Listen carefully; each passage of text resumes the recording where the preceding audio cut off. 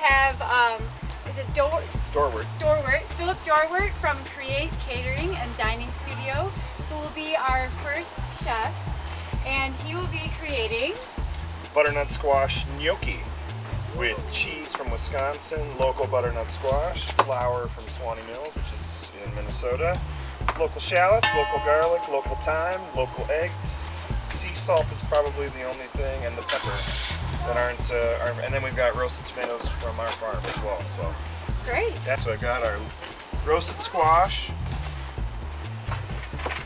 and we've got an egg. We're gonna whip up just a little bit,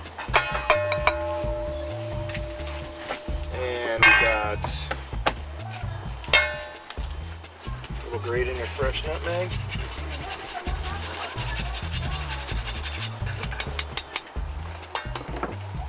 got a little bit of parm, some salt, and a couple of cracks of pepper. This recipe is really simple. So what we're doing is we're just making a dumpling, basically. And you want to add your flour as your last ingredient, so you don't build up small amounts of gluten because of the moisture that's in the butternut squash.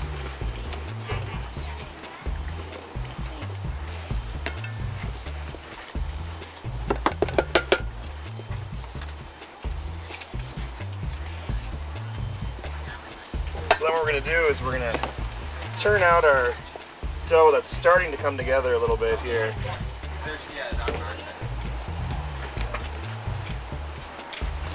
We're just going to keep adding a little bit of flour. The recipe you have is pretty tried and true.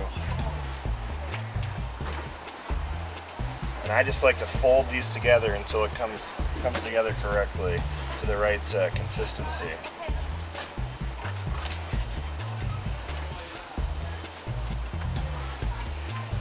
There we go, it's starting to, so it still should be relatively sticky, but not too sticky because we're going to roll it into kind of into a log or a cigar shape. There we go.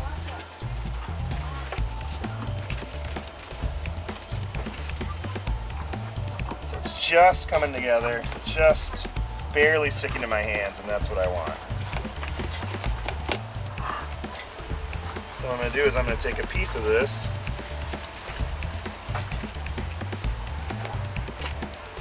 roll it out, and just starting from the center, gently rolling out from the sides, and I want a nice even shape all the way across because we were going to blanch these in boiling water. What we like to do is we blanch them in boiling water, and then we cool them down with a little bit of oil on a sheet tray, and then we saute them, and then we're going to saute the ones for you today. Almost is boiling water. We'll pretend it's boiling right now, just for outdoors sake. And then all I'm going to do is I'm just going to cut these into nice little pillows. The beautiful thing about these gnocchi is that they really take to any number of things, especially seasonality. And you know, if you're a bacon fan, bacon and tomatoes and cheese on these is great. They'll take to you know, lighter sauces as well. We're going to kind of make a white wine butter sauce. And when they float, we'll give them a little bit of agitation here so they don't stick to the bottom. It takes about 45 seconds to a minute, and they'll start floating, and that way we can pull them out, cool them off, and then we can saute them. Very, very simple. It's a low mess content, and it's a lot of fun to cook with kids because they get to kind of roll in Play-Doh, that sort of thing, and then they get to eat it. So we'll pretend that those are floating.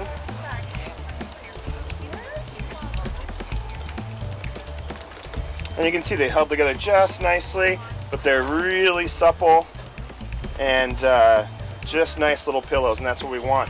And the way you get that is by not overworking when you put that flour in there. Just, you can saw how little I worked it, and that's really the key. What we're going to do is we're going to take a little bit of pasture land butter here. You're using salted or unsalted? Unsalted. This butter is the best butter. It is. pasture land. Come on. We're going to put a little bit of garlic and shallot in here. This is chopped shallot. Some chopped garlic.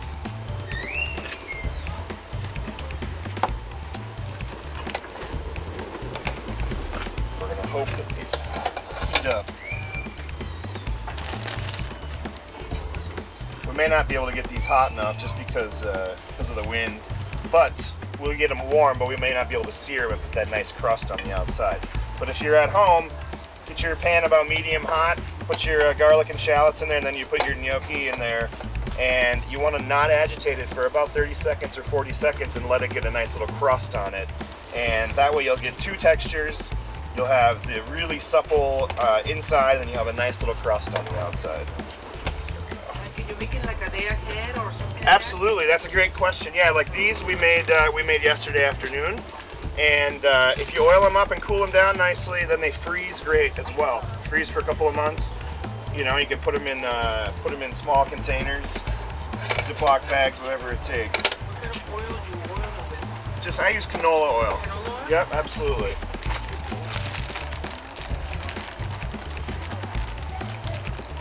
Philip, are these considered appetizers now? You know, this is we serve them a lot at the studio and for catering, and we put them in little spoons and pass them around. And so yeah, you could use it as that. You could probably even heat them up and put them on a pick if you wanted to with a little roasted tomato or something. Or it's an entree as well. All right, so we're not gonna be able to get our nice little crust on there, but we've got some roasted tomatoes here. We've got a little bit of white wine.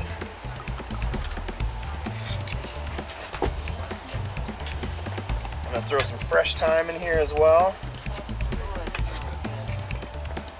Do a little bit more salt, a couple of cracks of pepper, and then we're gonna finish it with a little bit of Parmesan and a little bit of truffle oil. Really nice way to go with this too is maybe some diced apple and saute up your apples. Well, in other words, it has a lot of flexibility. Yeah, absolutely, and that's one of the beauties of this dish. Like I alluded to earlier, it's like you can really kind of take this and put whatever you want, and you could, you know, you can replace this, the butternut squash puree with like spinach, you know, things like that. You can probably do, you know, any number of different squashes as well.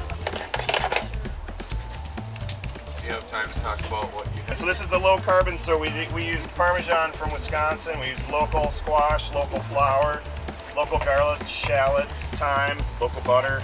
We had a little bit of wine, which is not local, but the tomatoes are local as well. And the truffle oil is not going to be local. Does the wine make a difference, the wine you use? Yeah, you always want to cook with wine that you would drink. That's really... Yeah, you don't want to buy the crappiest wine out there because it'll really make your food not taste great. All right, here we go. Good. Finish with a little bit of this. Now, if you have truffle oil at home, this stuff, you know, a little goes a long, long way. So I'm just gonna The put. olive oil now will put it around and put water. This What's that? truffle. Truffle oil. Yep. Here we go. Look at the.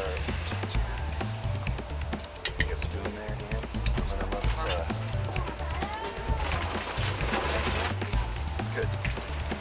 Try to get a tomato and a full of gnocchi in each. A few fewer cameras.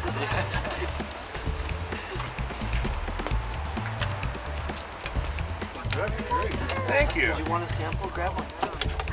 So, like I said, when you can saute them in a hot pan, they get hotter quicker, so they be a little more supple. Plus, you get that nice little crust on the outside. But you're getting the idea today, at least.